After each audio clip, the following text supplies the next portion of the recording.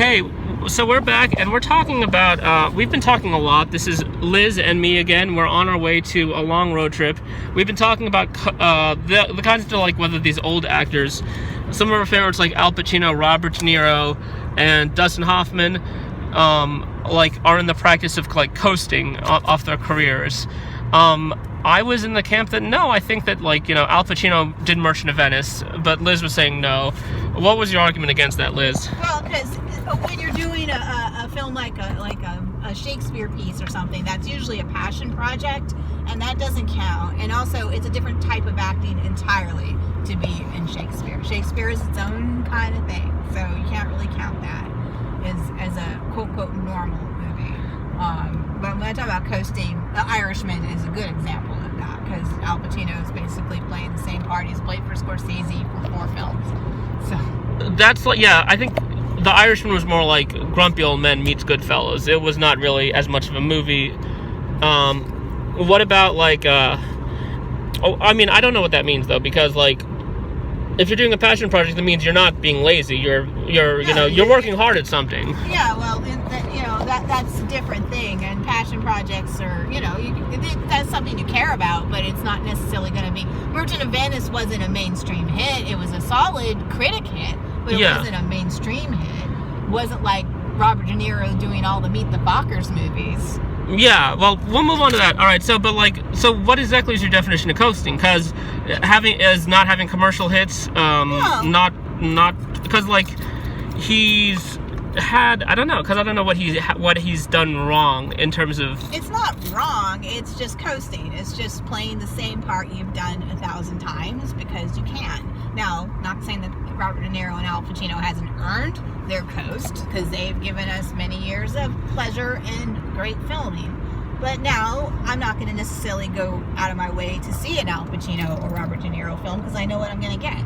Well, Robert De Niro, okay, I think we're agreeing to disagree about Al Pacino. I think we both agree that Robert De Niro has taken a turn towards making more comedies. And he's not a great comedian. So, in fact, even in The Joker, there was a criticism that, like, he does not seem like the kind of charismatic guy who could, like, be Murray Franklin. That might have even been miscasting, if not for, like, the symbolic opportunity for him to be, like, playing the other guy from, was it The King of Comedy that Martin Scorsese? Yeah.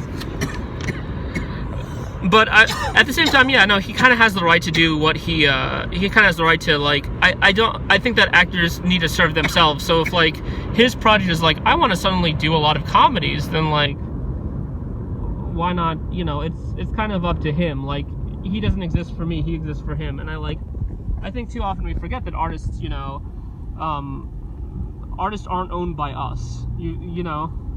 Right. I don't have any ill will against it. It's just that I'm going to choose to give my money to somebody else that needs it. I'd much rather give it to a bad B-movie, low budget director. I'd rather give my money to them than to De Niro. He doesn't need my money.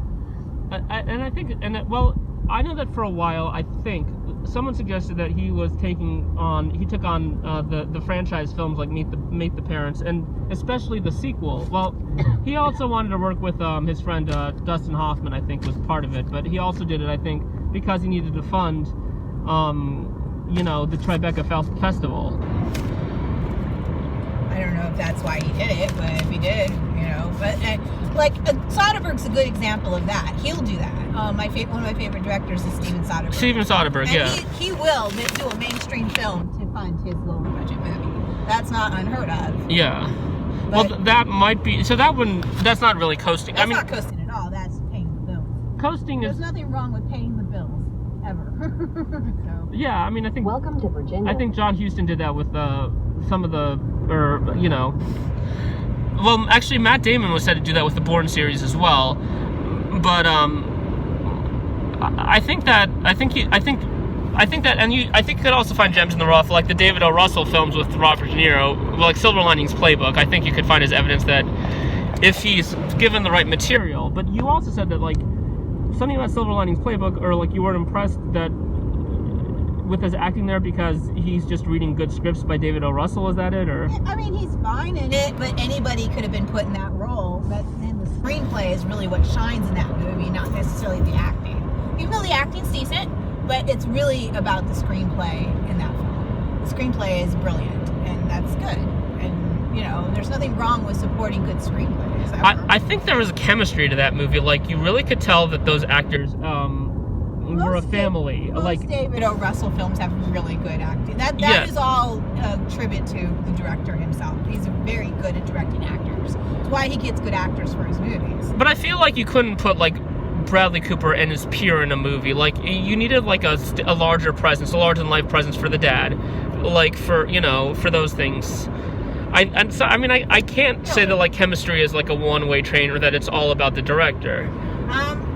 Most performances are about the director. Actors, when people talk about bad acting, often, unless it's a movie star like DeNiro or George Clooney, it's usually the director's the one is directing the performance, right? And there's directors that are good with actors, and there's directors that are good at camera. It really varies. And Russell is good with actors. He's an actor's director, so that's why a lot of actors join his films. Do you think now, like, it's also been suggested that the best actor of this era was like Gene Hackman, especially because he did more like varied. I would say he's one of my favorite actors. Yeah, and he actually retired rather than do more of it. So like, I'm wondering if maybe Robert De Niro should have retired. Like, I don't think he should have, but what do you think? It's, you know, there is something to be said about quality over quantity, but then again, I mean, once again, I mean, he's earned his coast.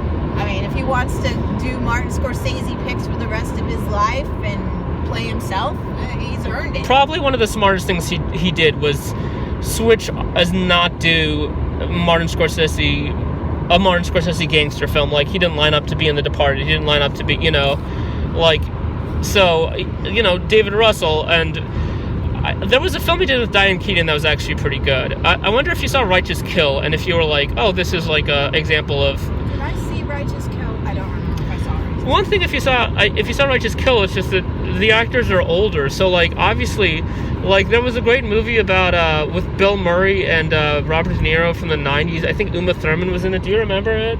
Oh, Mad Dog and Glory. Yeah. I actually like that movie. Yeah. That was probably the last good Robert De Niro performance.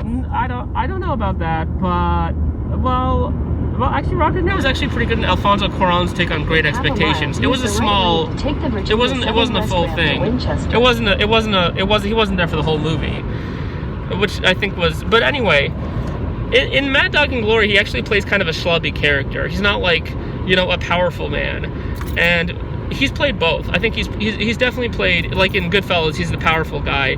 Use the right lane to take when you look at him in David O. Russell's films... Am I going west? Fuck.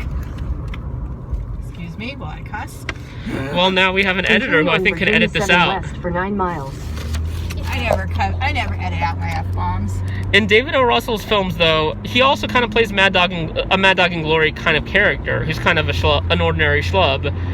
The difference is that he's just older, and like people in that, like, he's a senior citizen, so senior citizens play senior citizen roles. He's not going to play a stand-up comedian or a stalker or, like, you know, a lawyer or a cop, right? I mean, doesn't that make sense? Like, why not? If he's versatile, he could play anything. He can't play a black man if he wanted to. I believe in you. Some people would probably launch a fit over that, but we're not going to go into cultural appropriation. Yeah, that's a completely different. But we'll say, but I mean, an older actor will gravitate towards older. I mean, they're not gonna gravitate towards. He can't believably play a cop on the force if he's like, you know, 80 now, right? Well, I mean, he can't. If he wants to. He certainly can't be in a biopic about, like, James Dean anymore, right? No, that's not completely true. With digital makeup, people are playing younger versions of themselves. And you see how that worked with The Irishman, though, right? Or I don't know if it did work. I honestly didn't see the whole movie. That was 3 hours. Who's gonna watch that? It depends. I saw deep fakes that were better than what they did makeup-wise on that movie. But it is possible to do a very, very successful digital age makeup, but once again, age makeup is the hardest makeup to do of any kind of makeup. So. All right.